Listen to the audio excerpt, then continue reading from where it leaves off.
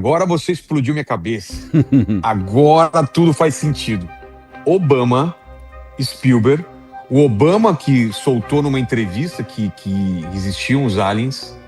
Cara, tá tudo. Essa cena dos alces, ou dos servos lá, cara, tá conectado total com esse filme do Spielberg também. Parece que Incrível, tá combinadinho, cara, né? Parece que eles estão combinadinho aí nessa estratégia. E pra mim, essa cena dos servos no filme do Spielberg é uma clara referência ao filme do Obama, né? Ou seja, os animais ali... Mas qual que é o significado? Isso, né? Qual que é o significado pode ter dois significados desses pra mim, animais? né? O primeiro seria, pra mim, que tá acontecendo alguma coisa e os animais são os primeiros a sentir, então eles ficam perturbados, eles saem da floresta e começam a ter um comportamento estranho de se aproximar das pessoas e das áreas urbanas e encarar essas pessoas. Então, como se fosse um prenúncio que algo tá para acontecer no ambiente.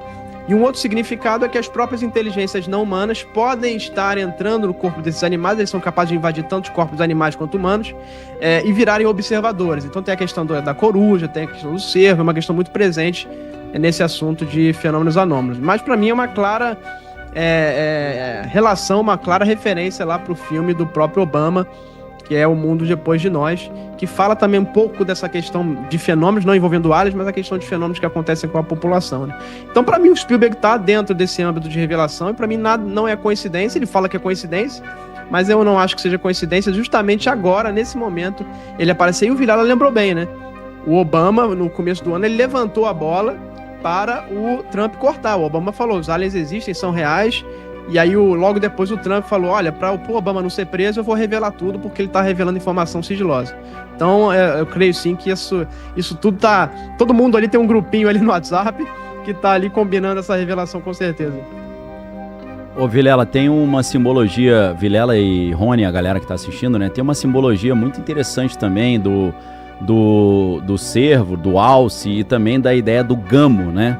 Porque esse animal, dentro do esoterismo, do ocultismo, ele tem uma simbologia também do renascimento, daquilo que se renova, porque os chifres caem e renascem todo ano, né?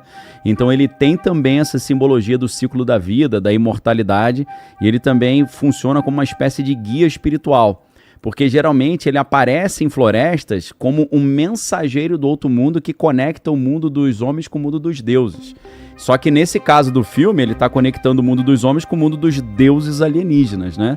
Então tem o deus, que é o Cernunnos, que na tradição celta também, na Wicca, ele está ligado ali à fertilidade, aos portais entre os mundos, né? É um animal relacionado aos limiares entre o mundo dos vivos, o mundo dos mortos, o mundo dos homens, o mundo dos deuses, e ele representa até o chifre, é visto ali como se fossem espécies de antenas que captam essas mensagens cósmicas da intuição e por aí vai.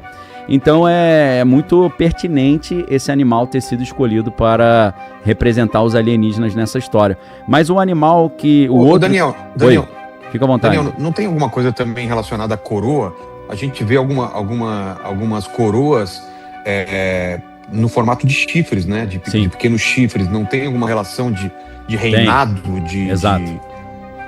Então, o rei, ele tem dois símbolos principais, a coroa e o cetro, né? Então, isso é uma direta referência à pecuária e à relação entre o touro e o pastor do gado. Porque o pastor usava o cajado para conduzir a boiada e o touro tem o chifre. Então, o touro, desde os tempos ancestrais, ele simboliza o poder e ele simboliza aquele que guia, porque no touro a gente tem aquela situação da junta de bois, né? E a junta de bois ela é feita com um touro veterano e um touro mais jovem. Porque se fossem dois touros jovens, os dois seriam apáticos, e se fossem dois machos alfa, eles iam ficar brigando para quem ia mandar. Então a junta de bois é sempre unida ali por um touro mais velho e um touro mais novo, que estão conectados por um jugo, que é aquela madeira que une os dois touros, e um desses touros conduz. Então, tanto o cajado do boiadeiro serve para conduzir os bois, quanto o próprio touro representa aquele touro que conduz, porque é o macho alfa que está conduzindo os demais animais ali. Então, essa simbologia do chifre que vira uma coroa e do cajado do pastor que vira um cetro vem desde os tempos ancestrais e acabou simbolizando a realeza, né? Com essa ideia de aquele que conduz, né? O rei é aquele que conduz o povo. Então tem uma simbologia muito interessante aí. Uma coisa que eu esqueci de comentar, o Vilar, que você perguntou, é a questão do tempo, né? Que eu ia chegar nisso e acabei esquecendo. O tempo, pra mim, inclusive o filme aborda isso, né? A Margaret, ela é abduzida e ganha certas habilidades. Uma das habilidades seria entrar na alma das pessoas ou ter a chamada clarividência, né? E que seria prever as coisas. E a gente tem isso na história ao longo das décadas e muitas pessoas que apareceram que previram coisas, né? E que têm esse poder de fazer a previsão de coisas que nem aconteceram ainda. Inclusive o tempo é uma coisa que os físicos pouco conhecem hoje, né? Há muita dúvida na física do que seria o tempo.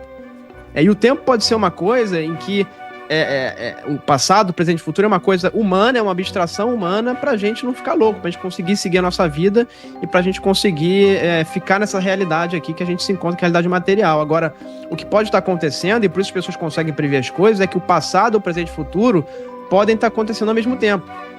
E a gente só organiza isso, o cérebro organiza isso pra gente conseguir ter uma vida linear, pra gente conseguir, de fato, não enlouquecer, né? Mas o que pode estar acontecendo de fato para o passado, presente e futuro só existem para o nosso mundo material ficar organizado nessa caixinha que a gente conhece, que é a realidade.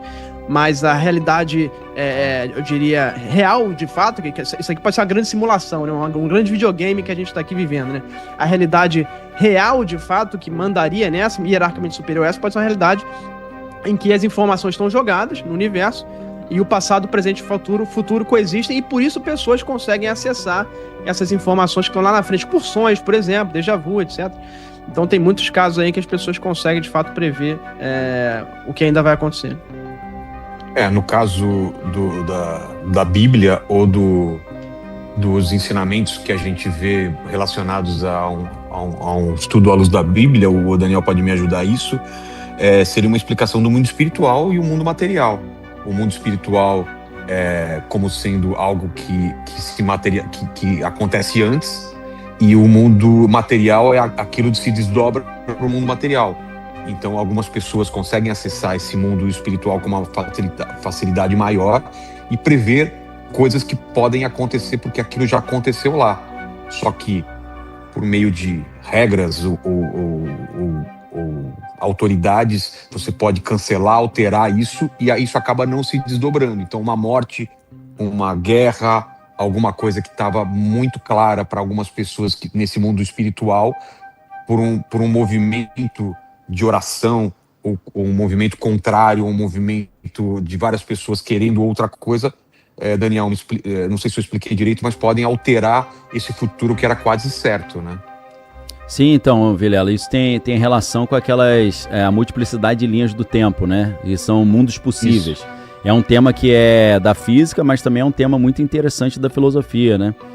Eu mesmo, quando fazia mestrado em filosofia lá na Universidade Federal do Rio de Janeiro, a gente estudava essa ideia, né, dos mundos possíveis, né, do universo da lógica que trata das possibilidades. Então, é como se houvesse várias linhas do tempo. A gente vê um pouco isso na cultura pop nos filmes lá dos Vingadores, né, o Doutor Estranho analisando as 14 milhões de possibilidades, né, as diferentes linhas do tempo e tal. Ô Daniel, tem aquela série que eu já recomendei muito, não sei se você chegou a assistir, que é Dark Matter, né, Matéria Escura. Pô, não vi, onde o mesmo personagem de uma vida onde ele escolhia fazer uma decisão de seguir a carreira e se torna um cientista que ganha prêmio Nobel e descobre uma máquina e inventa uma máquina de viajar em mundos paralelos, e uma outra vida de um cara que continua sendo professor e escolhe a família ao invés de mudar de cidade e abandonar a família para seguir essa carreira de cientista renomado. Então esse cara tem uma família feliz, esse outro cara que constrói essa máquina, por acaso começa a viajar por vários mundos paralelos onde ele tomou outras decisões, esbarra nesse mundo onde ele vê que esse cara tem uma família maravilhosa, ele inveja essa realidade desse cara. O que ele faz? Ele troca de lugar com esse eu dele que tomou outra decisão. Ele joga esse eu para a realidade dele, onde é um cara rico, renomado, mas infeliz, e começa a viver essa realidade onde ele é um cara que tem uma família feliz e o mundo em volta começa a estranhar essa mudança, porque a partir do momento que ele faz esse pulo, outros universos paralelos em que ele também criou essa máquina começam a desejar essa vida desse cara e começam a querer tirar também o lugar desse cara e vira uma briga para ter essa família feliz e todo mundo começa a ter aquela coisa meio vários reflexos dele brigando para se tornar o nesse mundo perfeito criado, nessa única realidade ou uma das realidades onde ele é feliz e todas as outras ele seria infeliz. É muito louco isso, eu recomendo demais tanto o livro quanto a série que vai para a segunda temporada esse ano, né? Pô, show de bola, sensacional. Eu tava me lembrando aqui, já que a gente citou Marvel, né, que é cultura pop, né, bem acessível. O Doutor Estranho no Multiverso da Loucura é um filme que vai tratar dessa ideia dos multiversos também, tem várias versões do Doutor Estranho. E também a gente tem o filme que eu sei que o Vilela não gostou, que é o filme do The Flash, mas ele vai tratar um pouco disso também, né, das múltiplas possibilidades. Mostra o que é muito interessante, é que eles recuperam o Michael Keaton fazendo Batman, né? Ele volta como essa versão do Batman. Eles apresentam várias versões do Superman, a do Christopher Reeve e até a versão do Nicolas Cage, que foi uma versão que foi cogitada, mas não aconteceu. Eles botam o Nicolas Cage como o Superman também. Então é um tema muito interessante, como o Rony Vernet apresentou, muitas vezes o fenômeno alienígena, os fenômenos paranormais, sobrenaturais, eles são também como se fossem linhas do tempo que estão se cruzando e acabam ali. Aí é como. Eu me lembro um pouco também do Interestelar, né? Que meu pai assistiu o filme e falou: eu gostei muito do filme, o cara fica preso dentro do armário. Aí não consegue sair de dentro do armário. Eu falei, porra, não é nada disso, pai, você entendeu tudo errado. O cara tá em outro tempo, tá em outra dimensão, espaço-temporal, né? Só que ele aparece ali, pra quem tá na Terra, como uma aparência de um fantasma. Eles falam, pô, isso é um fantasma, mas não é. É um cruzamento de linhas do tempo. Só que o cara não tá 3D na nossa dimensão, então como ele não tá físico ali, palpável, ele não tá 3D, ele tá só como se fosse 2D ali, tem só uma sombra dele, você fala, cara, é um fantasma, mas na verdade é um cruzamento de linhas do tempo, né? Então eu acho que é um pouco isso também, né? Que era mais ou menos isso, né, Rony, que você tinha levantado aí, né? E tem um conceito legal, que é um dos principais denunciantes de OVNIs do governo dos Estados Unidos, que é o Luiz Elizondo. Ele fala da teoria do cigarro aceso, né? Imagina um cigarro aceso. Você tem ali a parte que já queimou e virou cinza, que é o passado. Você tem ali a parte que está em brasa, que é o presente. Você tem a parte que ainda vai queimar do cigarro, que é o futuro. O que ele diz é que parece que esses seres têm uma noção de presente que é diferente da nossa. Enquanto a gente tem uma noção em que aquela pequena brasa, aquele filetinho de brasa é o presente, ou seja, o podcast agora, o que a gente está conversando agora, esses seres conseguem pegar um pouco do nosso presente, um pouco do passado e um pouco do futuro. Ou seja, essa brasa deles é um pouco mais alargada do que a nossa. E a gente pensa nisso, tem um caso interessante, que é o caso do Tic Tac, que um caso lá que quando começou a revelação dos Estados Unidos em 2017, onde os caças F-18 da Marinha perseguiram os OVNIs em formato de Tic Tac, da balinha Tic Tac, né, por isso o nome. Eles sabiam exatamente aonde os pilotos iriam se encontrar horas depois, que é o Cap Point, que é uma coordenada secreta em que ninguém sabia, e esses caras, esses não humanos, que seriam os Tic Tacs, já sabiam e se deslocaram para lá os Tic Tacs para esse ponto, para essa latitude e longitude, justamente para mostrar, tá vendo? Eu sei onde é o ponto de encontro de vocês daqui a pouco, no futuro. Então, como de fato se esses seres já soubessem aquilo que ia acontecer, não num futuro muito distante, mas talvez horas ou dias depois eles conseguem ter acesso, porque essa noção de presente para eles é um pouco mais alargada, né? Isso complementa aí também a questão que pode existir, que você comentou, de linhas de tempo paralelas, que se cruzam e etc.